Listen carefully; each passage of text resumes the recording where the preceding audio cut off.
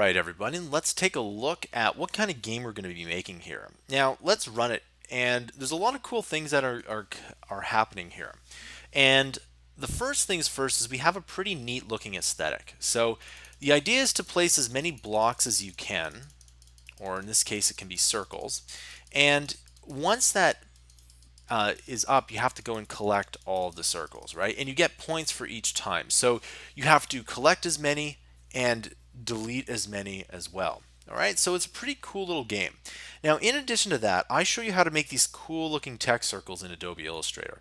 And if you looked at the game, right? So if you looked at the game, and I'll just add in maybe a couple of them, you'll see that they look pretty awesome, right? And you also see that they're rotating, and these circles work well when they're rotating, right? And that actually looks really cool, right? So you see that they rotate, and you also see that there's a color change as well. And that color change is really important because it shows the user that they're in a different spot here. All right.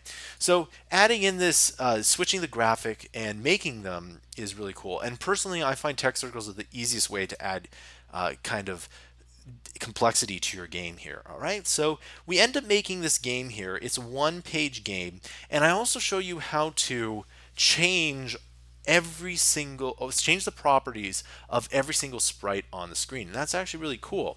So when you saw that the white circles turn to orange circles and the text turns to orange circles, I show you how to do that.